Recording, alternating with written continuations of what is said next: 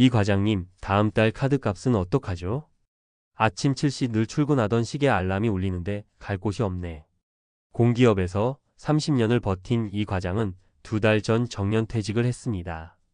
통장에는 국민연금 110만 원이 꼬박꼬박 들어오지만 월 고정 지출만 180만 원.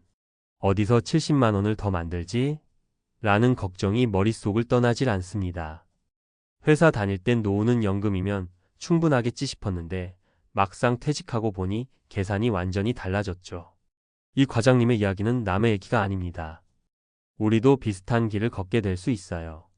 그래서 오늘은 연금 110만 원 시대, 퇴직 후에도 당당하게 사는 3단 전략을 편하게 풀어보려 합니다.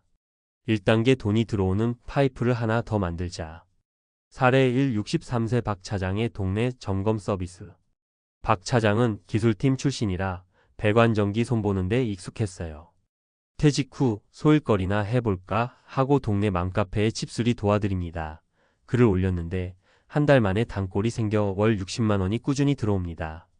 일주일에 사흘만 움직여도 되니 체력 부담도 없죠. 포인트. 큰 돈보다 지속성이 중요합니다. 한 번에 많이 벌려다 지치면 금세 포기해요. 내가 가진 직장, 경력, 취미를 생활형 서비스로 바꿔보세요. 가사 도우미 매칭 앱, 시니어 전문 플랫폼이 도와줍니다. 목표는 생활비 부족분 메우기. 이 과장도 70만 원만 더 벌면 됩니다. 2단계 지출 다이어트, 체중 빼듯 천천히. 사례 이 60세 최부인의 반갑 이사. 자녀 둘이 독립하자 널찍한 32평 아파트가 허전했대요. 전세로 돌리고 본인은 근교 빌라 전세 1억로 이사. 관리비 난방비가 절반으로 줄고 남은 전세 보증금에서 월 40만 원 이자를 받습니다. 집만 줄였는데 월 80만 원이 생겼다는 게 최 부인의 말. 포인트. 고정비부터 손보기 주거, 자동차, 보험 3대 항목을 줄이면 효과가 큽니다. 줄인 만큼 벌었다는 마음가짐이 중요해요. 스트레스 없이 저축액이 늘어납니다. 이 과장도 자동차를 처분하고 대중교통 카시어링으로 바꾼다면 월 30만 원은 세이브. 3단계 일관계 건강, 세 박자를 맞춰야 오래 간다. 사례 3 65세 정 선생의 실버 PT. 퇴직 전엔 체육교사, 지금은 구청 문화센터에서 시니어 체력 교실을 맡아요. 주 4회 강의로 월 90만 원을 받고 수업 끝나면 회원들과 커피 한잔 하며 무료 멘토도 해줍니다. 돈보다 사람 덕에 젊어지는 기분이라는 게 정 선생의 소감. 포인트. 1수입 사회적 연결. 둘 중 하나만 얻으면 금세 지칩니다. 몸이 재산이라지만 관계도 근육입니다. 쓰지 않으면 퇴화해요. 이 과장도 동호회나 평생교육원 강사로 나서면 월 50만 원과 새 친구를 동시에 얻을 수 있습니다. 마무리 110만 원의 비극이 아니라 110만 원의 출발선. 이 과장님 사례에서 보듯이 연금이 부족한 건 사실이지만 운명은 아닙니다. 작은 일거리로 현금 파이프 추가. 고정비를 날씬하게 만들어 현금 흐름 확보. 몸과 마음이 버틸 수 있는 일관계 건강 균형. 이 세 가지만 지켜도 연금 110만 원은 든든한 기본 베이스가 됩니다. 중요한 건 나는 이미 늦었어 라는 자책 대신 내가 가진 자원을 세분화해 연결하는 겁니다. 퇴직 후 첫 월요일 알람이 울리면요. 오늘은 어디로 돈이 흐를까? 누구를 만날까? 하고 기대해 보세요. 우리 모두 막막함 대신 설렘으로 노후를 다시 디자인할 수 있습니다. 공기업 정년퇴직한 이 과장, 연금 110만 원으로 막막한 노후 시작. 전문가가 말하는 퇴직 후 소득 공백을 메우는 실질 전략 3단계. 서론 연금 110만 원의 현실적 무게. 공기업에서 30년을 근속한 이 과장님은 지난달 정년퇴직 후 처음으로 연금 수령액을 확인했습니다. 월 약 110만 원. 퇴직 전에 받던 월급의 절반도 안 되는 금액입니다. 사실 이 과장님처럼 국민연금만으로 노후를 준비한 은퇴자들은 생각보다 많습니다.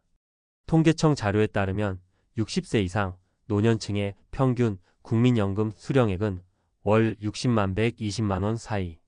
하지만 같은 연령대의 월 생활비 평균은 약 240만 원입니다. 이 말은 곧 연금만으로는 기본적인 생활도 유지하기 어렵다는 뜻이죠. 그렇다면 은퇴 후 소득 공백을 어떻게 메꿔야 할까요?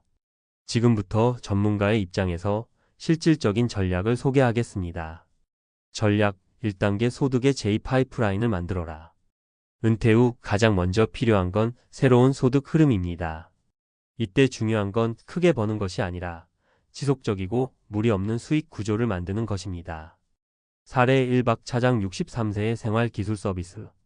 기술직으로 퇴직한 그는 집 근처 맘카페에 간단한 배관전기 수리 도와드립니다. 라는 글을 올렸고 이내 단골 고객이 생겨 월 5,070만 원의 소득을 올리고 있습니다. 그 전문가 팁. 자격증 없이도 가능한 소규모 생활형 직업군은 매우 다양합니다. 예 가사 도우미, 반찬 배달, 독거노인 돌봄 등.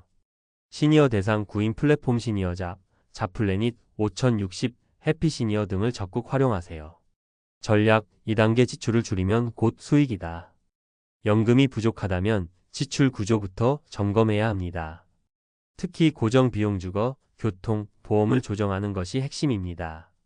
사례 이채 부인 60세의 주거비 절반 만들기.